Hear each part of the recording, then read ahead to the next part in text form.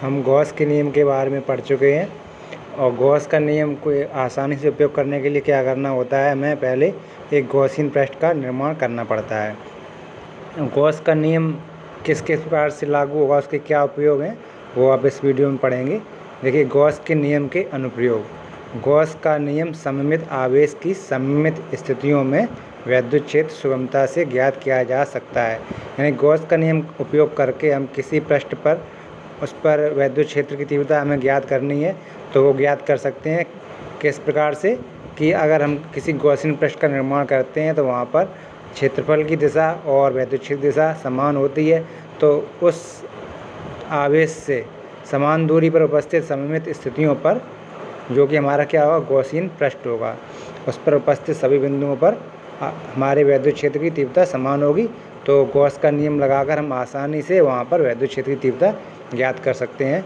अब जैसे कि हमें एक समान अनंत लंबाई के एक समान आवेश से सीधे तार के निकट विद्युत क्षेत्र की तीव्रता ज्ञात करनी है। जैसे कोई तार है एक, इसके लिए हमको क्या है, हम देखते हैं कि कोई आवेश है, किसी पदार्थ के ऊपर हम आवेश डाल रहे हैं तो वह आवेश उस पदार्थ पर किस प्रकार से वितरित होगा। उसकी अगर मान लिए कोई पदार्थ है, जैसे लंबाई में है, कोई तार रखा हुआ है और इसे हमने क्यू आवेश दे दिया जिसकी लंबाई एल है, तो इस पर जो आवेश का घनत्व होगा वो क्या होगा, संपूर्ण लंबाई पर जो आवेश हमारा वितरित होगा तो हमारा जो आवेश का घनत्व बनेगा वो कैसा होगा, रेखीय। तो इसे रेखीय आवेश घनत्व को क्या कहते हैं, लैम्डा। ये लैम्डा का सिंबल है।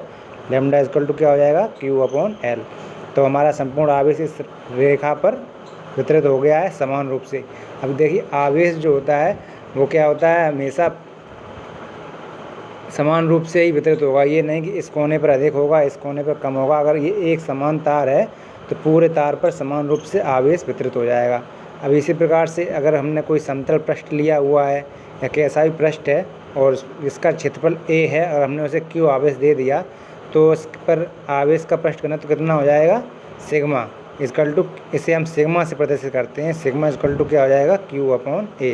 यहाँ पर ए क्षेत्रफल है, क्यू हमारा दिया हुआ आवेश है, और यहाँ पर क्या था, क्यू हमारा दिया हुआ आवेश था। ये किस पर वितरित था, लंबाई पर, और ये जो पृष्ठ घनत्व है ये किस पर वितरित है, क्षेत्रफल पर।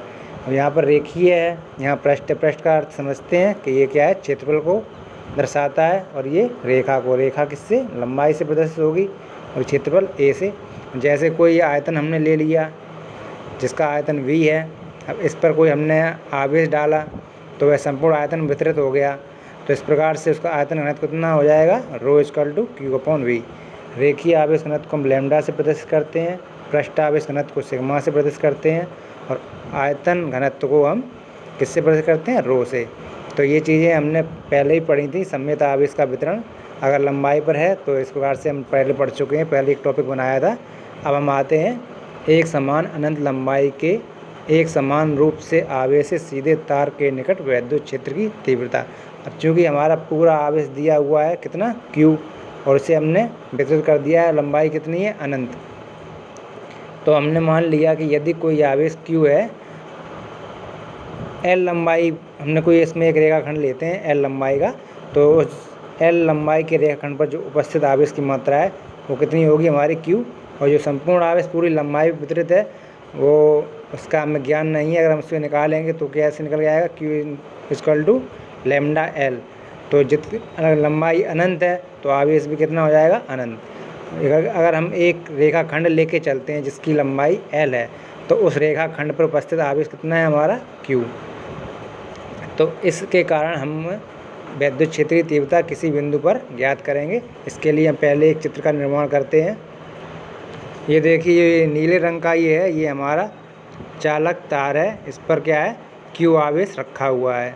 जब इस पर क्यू आवेश रखा हुआ है तो इससे कोई आर दूरी पर या किसी दूरी पर कोई बिंदु पी है, जैसे यहाँ पर पी है, तो इस पर हमें विद्युत क्षेत्र की तीव्रता ज्ञात करनी है। अब गॉस की प्रमेय की सहायता से हम इस पर विद्युत क्षेत्र की तीव्रता ज्ञात करेंगे। तो सबसे पहले क्या करेंगे, हम एक गॉसियन पृष्ठ का निर्माण करेंगे।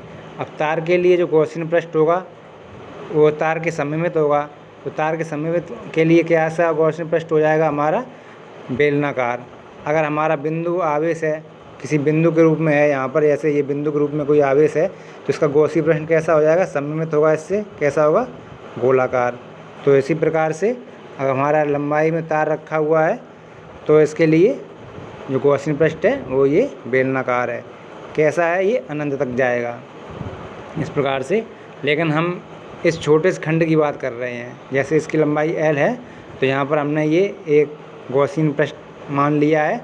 गॉसियन पृष्ठ कैसा है, ये जो समांतर है, तो यहाँ पर क्या है, विद्युत क्षेत्र की तीव्रता समान होगी इस पृष्ठ पर, पूरी यहाँ से यहाँ तक एक समान होगी। क्यों होगी, क्योंकि ये आवेश से समान दूरी पर है, सममित है एकदम, इससे यहाँ पर भी समान होगी। अब चूँकि यहाँ पर हम देख रहे हैं कि हमने तार को कैसा आवेश दिया हुआ है, धन आवेश दिया हुआ है। धन आवेश दिया हुआ है तो इसका तात्पर्य क्या हुआ, जो हमारा विद्युत क्षेत्र E होगा, ये जो लाल रेखाओं से प्रदर्शित है, यहाँ पर तीर का चिन्ह लगा हुआ है, ये कैसा होगा, आवेश से दूर की ओर यानी बाहर की ओर। कैसा होगा, बिल्कुल तार के लंबवत बाहर की ओर। तो हम यहाँ पर देख रहे हैं कि जो हमने बेलन माना था, इसका ये पृष्ठ तो गॉसियन पृष्ठ है, और ये अगर हम देखें तो ये क्या है, एक बंद पृष्ठ हम मान के चलें तो इसमें तभी हम गॉस के प्रमेय लगा पाएंगे, क्योंकि गॉस के प्रमेय का क्या कार्य होता है कि phi equal to Q upon epsilon. ये कब लागू होती है, जब पृष्ठ हमारा बंद हो। तो ये एक बंद पृष्ठ है,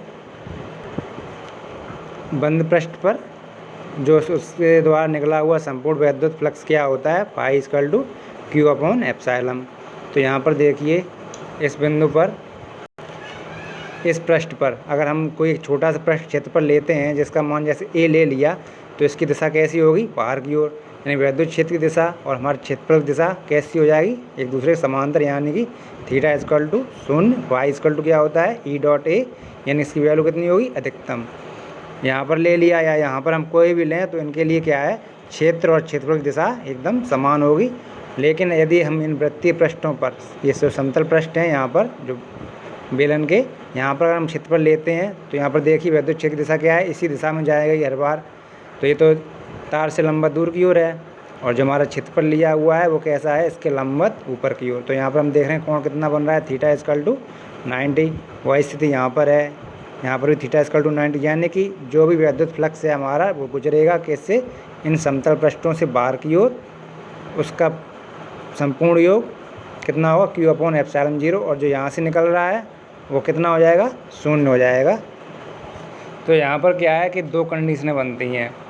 पहला हमने विद्युत फ्लक्स की परिभाषा पढ़ी थी, वो क्या थी, फाई इजकल टू E। एक विद्युत फ्लक्स की हमारी परिभाषा क्या है कि phi equal to E A, ये हमने विद्युत फ्लक्स की परिभाषा में पढ़ा था कि विद्युत क्षेत्र और क्षेत्रफल का अदिश गुणन हमारा विद्युत फ्लक्स होता है। और ये हमने पढ़ा है अपने गॉस की प्रमेय से, phi equal to Q upon epsilon 0, यानी बंद पृष्ठ। ये क्या है, बंद पृष्ठ के लिए लागू है। तो ये बंद पृष्ठ कितना है हमारा, यहाँ से यहाँ तक का बंद पृष्ठ है, इस लंबाई पर कितना आवेश वितरित होगा, या इस पर घनत्व होगा लैम्डा, तो इस पर आवेश कैसा हो जाएगा, Q equal to lambda L। तो वह इसकी वैल्यू रखेंगे, और E डॉट A इसकी पूरी वैल्यू रखेंगे। इसके लिए क्या है, फाई इजकल टू इस पृष्ठ के लिए, समतल पृष्ठ के लिए 0 है, और इस पृष्ठ के लिए भी 0 है। तो जो भी होगा इस पृष्ठ के कारण होगा, ये हमारा गॉसियन पृष्ठ है, इसके कारण जो भी विद्युत फ्लक्स होगा वो होगा। बस इन्हीं दोनों के हम मान आपस में रख के बराबर कर देंगे, जिसके कारण क्या है, हमें अनंत विस्तार वाले लंबे तार के कारण विद्युत क्षेत्र की तीव्रता किसी बिंदु P पर ज्ञात हो जाएगी। P बिंदु कैसा होगा, सममित होगा। जो तीव्रता यहाँ पर होगी, यहाँ पर होगी, यहाँ पर होगी, या फिर जो तीव्रता आपकी यहाँ पर है वो क्या है, बिल्कुल समान है। तो ये केस की विशेषता होती है, ये गॉसियन पृष्ठ की विशेषता होती है। गॉसियन पृष्ठ में हमने पूरा आपको समझा दिया है। चलिए अब इसके निगमन पर आते हैं। यहाँ पर देखिए ये एक तार दिया हुआ है, इस पर क्या है, धनावेश वितरित है एक समान रूप से, और ये वही हमारा गॉसियन पृष्ठ है। यहाँ पर क्षेत्रफल की दिशा समान है, यहाँ पर कोण 90 होगा, यहाँ पर कोण 0 होगा, और ये हमारा बंद पृष्ठ है पूरा, कैसा है, बेलन है, सममित है तार के, और चित्र में हम समझा चुके हैं। तो अब अपने आते हैं, माना अनंत लंबाई, इस तार की लंबाई कितनी है, अनंत को एक समान रूप से, अब इसकी लंबाई अनंत है, लेकिन हमें क्या है, बिंदु P पर विद्युत क्षेत्र की तीव्रता ज्ञात करनी है। तो क्या है, हम गॉस की प्रमेय का इस्तेमाल कर रहे हैं, तो हमको क्या है, गॉस की प्रमेय में क्या है, बंद पृष्ठ होना चाहिए। बंद पृष्ठ होगा तभी हम ये वाला नियम लगा पाएँ। इसलिए हमने क्या है, इतना छोटा सा एक बेलनाकार पृष्ठ ले लिया है जो कि बंद है। इसके ये जो सिरे हैं ये बंद होंगे, चित्र में दिखाया हुआ है, क्योंकि ये अनंत विस्तार का तार लिया है। तो तो ये सिरे इसके बंद होंगे, बंद पृष्ठ के लिए है। और जो ये पृष्ठ हैं ये गॉसियन पृष्ठ हैं, लेकिन ये पृष्ठ गॉसियन पृष्ठ नहीं है। क्यों नहीं है? क्योंकि यहाँ पर विद्युत क्षेत्र की तीव्रता और क्षेत्रफल की दिशा समांतर नहीं है। तो ये हमारा गॉसियन पृष्ठ है, ये भी गॉसियन पृष्ठ है। गॉसियन पृष्ठ क्या होता है? हमारे स्रोत के सममित होता है। तो जो दूरी यहाँ पर R है वही बेलन है, तो सब समान होगा। चलो आगे पढ़ते हैं। अनंत लंबाई के एक समान रूप से आवेशित कैसा है? धन आवेश। धन आवेश है, इसलिए विद्युत क्षेत्र क्या है? दूर की ओर है। और अगर ऋण आवेश होता तो विद्युत क्षेत्र इसकी दिशा इसके पास होती। तो आवेशित धनावेशित है। तार का रेखीय आवेश घनत्व लैम्डा है, लैम्डा इक्वल टू Q/L, यानी कि एकांक लंबाई पर उपस्थित आवेश की मात्रा। इससे R दूरी, ये R दूरी है, यहाँ पर कोई बिंदु P उपस्थित है जिस पर हमें विद्युत क्षेत्र की तीव्रता ज्ञात करनी, क्योंकि ये गॉसियन पृष्ठ पर उपस्थित है। तो यहाँ पर जो तीव्रता होगी वही यहाँ पर पूरी लंबाई पर यही तीव्रता होगी। वो कैसी होगी? लंबवत बाहर की ओर पृष्ठ से। तो विद्युत क्षेत्र तीव्रता यहाँ पर हमें ज्ञात करनी है। इसके लिए हम कल्पना करते हैं कि अनंत लंबाई पर कोई ये तार है, इस पर L लंबाई का कोई हम समोच्च गॉसियन पृष्ठ लेते हैं। ये गॉसियन पृष्ठ है और ये बंद पृष्ठ हमने ले लिया है। तो वही दो स्थितियाँ थी, φ इक्वल टू EA और φ इक्वल टू Q/L। ये क्या है? विद्युत फ्लक्स की परिभाषा है। और ये हमारा क्या है? गॉस की प्रमेय है। तो यहाँ पर हम पूरा समझ गए। इन्हीं दोनों कंडीशनों को हमें रखना है और हमें अपना इस लंबाई के कारण यहाँ पर जो बिंदु P है वहाँ पर विद्युत क्षेत्र आसानी से प्राप्त हो जाएगा। देखिए हमने गॉसियन पृष्ठ खींच दिया है। और जो गॉसियन पृष्ठ होता है वो कैसा होता है? स्विच, अपनी इच्छा से। अगर हमारा बिंदु P यहाँ पर है तो हमारा गॉसियन पृष्ठ यहाँ से खींच देंगे, और यहाँ पर है तो यहाँ से यहाँ से पास में है तो पास से गॉसियन पृष्ठ का निर्माण कर देंगे। अब चूँकि बिंदु हमने P यहाँ पर माना है तो ये गॉसियन पृष्ठ हमारा बिंदु P से होकर जाएगा, यानी कि जहाँ पर हमें विद्युत क्षेत्र तीव्रता ज्ञात करनी होती है गॉसियन पृष्ठ वहीं से होकर जाता है। तो प्रत्येक स्थान पर क्षेत्र की तीव्रता समान तथा लंबवत बाहर की ओर होगी। अभी देखिए गॉस की प्रमेय क्या होता है? बंद पृष्ठ के अंदर उपस्थित आवेश के कारण जो विद्युत फ्लक्स है, तो क्या है? बंद पृष्ठ से गुजरने वाला विद्युत फ्लक्स इंटीग्रल d∅, जैसे यहाँ पर छोटा सा खंड लिया है हमने, तो यहाँ पर क्या है? सूक्ष्म होगा विद्युत फ्लक्स, फिर उसका हम पूरा इस पृष्ठ के प्रति समाकलन कर देंगे तो हमें निकल के आ जाएगा। इसके अंदर संपूर्ण आवेश कितना हो जाएगा? Q, जब घनत्व लैम्डा है तो Q इक्वल टू क्या हो गया? λL/ε0। ये है हमारा समीकरण 1। ये वाली लाइन हम पिछले पेज में बता दी थी, लैम्डा इक्वल टू Q/L और सिग्मा इक्वल टू Q/A और रो इक्वल टू, यानी कि पृष्ठ है तो एकांक पृष्ठ पर उपस्थित आवेश, आयतन है तो एकांक आयतन पर उपस्थित आवेश, लंबाई है तो एकांक लंबाई पर उपस्थित आवेश। यहाँ पर कितना हो गया? λL। अब विद्युत फ्लक्स की परिभाषा से φ इक्वल टू E.A, ये क्या है? गॉसियन पृष्ठ है। ये हमारा गॉसियन पृष्ठ कौन सा है? जो सममित है, जिस पर विद्युत क्षेत्र की तीव्रता लंबवत बाहर की ओर है। और ये हमारे बेलन के समतल पृष्ठ हैं, ये गॉसियन पृष्ठ नहीं है, क्योंकि यहाँ पर क्या है? कोण 90 बन रहा है। तो हमें इस पृष्ठ से होने वाला संपूर्ण विद्युत फ्लक्स, यानी कितना पृष्ठ है? टोटल क्षेत्रफल गॉसियन पृष्ठ है और बेलन के समतल पृष्ठ हैं, इन दोनों का योग करेंगे तो इसमें ये वाली वैल्यू कितनी हो जाएगी? 0, क्योंकि E.A cos 90 इक्वल टू 0। और जो भी विद्युत फ्लक्स होगा वो इससे बाहर होकर निकलेगा। अभी हम आगे इसकी और व्याख्या करेंगे, पहले अगले पेज पर चलते हैं। यहाँ पर देखिए चित्र में ये क्या है? सूक्ष्म स्थान पर बिंदु आवेश है। यहाँ पर कैसा है? धन आवेश है। और इससे क्या है? बल रेखाएं निकल रही हैं। कैसी हैं? बाहर की ओर, जैसे आप पहले ही पढ़ चुके हैं। तो ये क्या है? बल रेखा क्या है? धन आवेश के कारण। यहाँ पर धन आवेश है तो इनके बीच में प्रतिकर्षण होता जाएगा और ये रेखाएं दूर दूर होती जाएंगी। जैसे यहाँ पर पास हैं और यहाँ पर दूर हो गई हैं, इनके सिरे एक दूसरे दूर होते जा रहे हैं। तो जब बिंदु आवेश है तो इससे निकलने वाली बल रेखा कैसी होगी? इस प्रकार चित्र में प्रदर्शित है। और यदि इसी प्रकार से अन्य आवेश है, यहाँ पर देखिए एक लंबाई दी हुई है कि इस लंबाई पर अगर बल रेखाएं खींची जाएँ तो आप देख रहे हैं यहाँ पर ये लंबवत बाहर की ओर नहीं होंगी, क्योंकि इनमें थोड़ा सा झुकाव आ जाएगा। लेकिन यदि हम अनंत लंबाई के तार की बात करें तो उसमें क्या होगा कि धन आवेश है, यहाँ पर भी प्रतिकर्षण बल समान होगा, यहाँ पर भी समान होगा, तो ये रेखा कैसी होगी? समांतर। इसलिए जो चित्र में हमने जो बल रेखा और गॉसियन पृष्ठ का निर्माण किया था वो क्या था? अनंत लंबाई के कारण था। अगर इसकी लंबाई परिमित होती तो इसकी बल रेखाओं इस प्रकार से बदल जाती और संपूर्ण पृष्ठ से होकर कुछ न कुछ विद्युत क्षेत्र का कुछ ना कुछ विद्युत क्षेत्र प्रदर्शित करता कि गॉसियन पृष्ठ के वृत्तीय पर भी और वैसे। यहाँ पर देखिए, ये अगर हम इस प्रकार से बेलन का निर्माण करते हैं तो ये हमारा जो बेलन है ये गॉसियन पृष्ठ नहीं रहेगा, क्योंकि इसके समतल पृष्ठ से भी विद्युत क्षेत्र निकलेगा। तो यहाँ पर हम इसे शून्य नहीं मान सकेंगे विद्युत फ्लक्स को। लेकिन इस प्रकार से जो अनंत लंबाई का है, यहाँ पर क्या है, हमेशा विद्युत क्षेत्र लंबवत बाहर की ओर रहेगा। तो यहाँ पर हम विद्युत फ्लक्स शून्य मान सकते हैं। और जो संपूर्ण विद्युत फ्लक्स है वो किससे निकलेगा, इस वाले पृष्ठ से। इसलिए अनंत लंबाई के तार के लिए हम ये इस्तेमाल कर सकते हैं। यदि तार की लंबाई परिमित है तो यहाँ पर इस प्रकार के गॉसियन पृष्ठ का निर्माण नहीं हो पाएगा। और छोटा है, इसका बहुत छोटा खंड लें, इतना छोटा खंड, बिल्कुल छोटा, तो इस छोटे से खंड में छोटे से गॉसियन पृष्ठ का निर्माण हो जाएगा। चलिए अपने अगले पेज पर पहुँचते हैं। इसीलिए यहाँ पर क्या है, अनंत लंबाई का तार है, इस पर हमने एक छोटा सा खंड लिया हुआ है। इसके लिए विद्युत क्षेत्र तीव्रता लंबवत बाहर की ओर है। और यदि परिमित लंबाई होती और पूरे के लिए हम निकालते तो पूरा इसका जो गॉसियन पृष्ठ है वो इस प्रकार से इसके समतल सिरे से भी कुछ ना कुछ विद्युत फ्लक्स बाहर निकलता।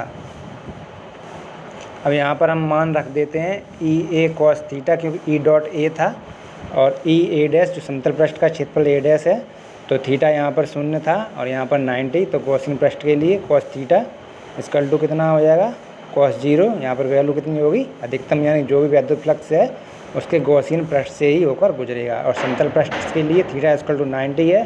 तो यहाँ से क्या है, कुछ भी नहीं निकलेगा, विद्युत फ्लक्स यहाँ पर 0 होगा। तो संपूर्ण विद्युत फ्लक्स क्या है, ई ए कॉस 0 के कारण। तो जो गॉसियन पृष्ठ है यानी बेलन का पृष्ठ, उसका सूत्र क्या होगा कि A equal to 2 pi R L, वही वैल्यू हमें यहाँ पर रखनी है। Phi equal to E 2 pi R L, A की वैल्यू रख दी है। समीकरण 1 था 2 से ये हमारा क्या था, गॉस की प्रमेय से निकल के आया था Q upon epsilon 0 Q equal to lambda L. तो इस दोनों की वैल्यू यहाँ पर रख दें और इसे सरल करके अब देखिए इस पर हमने ये कोष्टक बना दिया है। क्यों बना दिया है, क्योंकि इससे हमें सूत्र याद करने में हमेशा आसानी रहेगी। हम ये याद करेंगे तो ये हमें रटना पड़ेगा, लेकिन ये क्या है, हमारा बेस है। कैसा कि यहाँ पर ये आपकी ई ए, ये क्या है, विद्युत फ्लक्स की परिभाषा है, ई डॉट ए। और ये हमारा क्या है, क्यू अपॉन एप्सिलॉन 0, ये क्या है, गॉस की प्रमेय से विद्युत फ्लक्स है। तो इसी दोनों को हमेशा हम बराबर रखेंगे तो हमें क्या है, ये याद नहीं, जब हम इसे सॉल्व करके आएंगे तो हमें वैसे भी यही मिल जाएगा। तो यहाँ पर क्या है, इसे हमें याद करने में आसानी रहेगी। तो यही हमें करना है। जो गॉस की प्रमेय है विद्युत फ्लक्स की परिभाषा से phi equal to E dot A है और phi equal to Q upon epsilon 0 क्या है, गॉस की प्रमेय से है। इन दोनों वैल्यूओं को हमें हर बार बराबर रखना है। तो वही है यहाँ पर, इसीलिए हमने इसे एक कोष्टक बंद कर दिया है। तो इससे आपको याद करने में आसानी होगी और आगे आप सॉल्व करके आएंगे तो हमें ये प्राप्त होगा। लेकिन यहाँ पर क्या है, हमें विद्युत क्षेत्र की क्या है, ये हमें सिर्फ मान दिया हुआ है, इसकी दिशा कौन सी होगी। अभी आप ये बेलन वाले चित्र से देखिए, यहाँ पर देखिए ये बेलन बना हुआ है, इसकी त्रिज्या क्या है, ये आर है, इतने बीच की दूरी ये आर है यहाँ पर, और इसी की दिशा में हमारा विद्युत क्षेत्र है। तो विद्युत क्षेत्र की दिशा कैसी होगी, आर की दिशा में। तो इसी को हमने विद्युत क्षेत्र की दिशा प्रदर्शित कर दी है। तो इसकी दिशा में एकांक वेक्टर कितना हो जाएगा, आर कैप, वही है विद्युत क्षेत्र की दिशा में लिख लेते हैं। इसीलिए वेक्टर रूप में क्या होगा, E vector equal to 1/4 pi epsilon 0 dot 2 lambda upon R into R cap. अब यहाँ पर 2 पाई था, यहाँ पर हमने 4 पाई क्यों कर दिया, क्योंकि हमने पढ़ा है कि 1/4 पाई एप्सिलॉन 0 वैल्यू कितनी होती है, 9 × 10⁹ तो वह वैल्यू हमें बार बार अलग अलग याद ना करनी पड़े, इसलिए इसके इस रूप में हमने परिवर्तित करके ये रूप बना लिया। इसकी दिशा हमें त्रिज्या के वेक्टर के रूप में है, यहाँ पर आर कैप लगा हुआ है। इसे लैंग्वेज में पढ़ते हैं, जहाँ आर कैप त्रिज्या आर की दिशा में एकांक वेक्टर है। इस प्रकार वेक्टर ई की दिशा त्रिज्यता बाहर की ओर, त्रिज्यता क्यों, जैसी त्रिज्या की दिशा होगी। अब बेलन है, बेलन की त्रिज्या है, जिस दिशा में बेलन का जोन सा पृष्ठ उपस्थित होगा वहाँ पर अगर त्रिज्या मिलाएं केंद्र से रेखा से तो त्रिज्यता बाहर की ओर धनावेशित तार के लिए, और अगर तार ऋणावेशित है तो अंदर की ओर। यहाँ पर देखिए एक स्टार बनाकर एक बात कही गई है कि एक आवेशित बेलनाकार चालक बाह्य बिंदुओं के लिए इस प्रकार व्यवहार करता है जैसे कि संपूर्ण आवेश बेलन की अक्ष पर उपस्थित हो। अब जैसे ये बेलन है और ये इसकी अक्ष है, ये तार नहीं है, ये इसकी अक्ष है और हमने आवेश जो है बेलन पर दिया हुआ, देखिए यहाँ पर पृष्ठ पर आवेश दिखाया हुआ है, ये पृष्ठ पर आवेश दिया हुआ है, लेकिन इसकी अक्ष ये है। चित्र पहले ही जैसा ही है, उसमें क्या था कि एक तार था, तार पर धनावेश था, उसके लिए हमने एक गॉसियन पृष्ठ का निर्माण किया था। तो आप देख रहे हैं दोनों चित्र समान हैं। अब इस बेलन के पृष्ठ से अगर हम बल रेखा खींचते हैं तो कैसी लंबवत बाहर की ओर है, ये भी लंबवत बाहर की ओर, लंबवत बाहर की ओर। तो हमें यहाँ पर देखिए कैसा प्रतीत हो रहा है कि जैसे कि ये रेखाएं क्या है, इसके केंद्र में उपस्थित कोई आवेश है, वहाँ से होकर आ रही हैं। तो इससे क्या होगा, हमें ऐसा लगता है कि जैसे कि संपूर्ण आवेश बेलन की अक्ष पर उपस्थित है, क्योंकि इसकी दिशा कैसी है, जो वैद्युत क्षेत्र दिशा जो निकल के आ रही है वो लंबवत पृष्ठ से बाहर की ओर होगी। तो ये क्या है, एक प्रकार त्रिज्या निर्माण कर रहा है।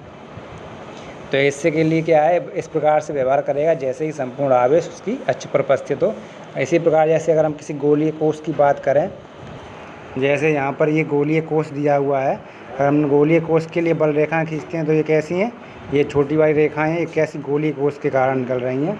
अगर हम इन रेखाओं को ऐसे पीछे मिलाएं तो हमें कैसा महसूस होगा कि ये गोले के केंद्र से होकर निकल रही हैं।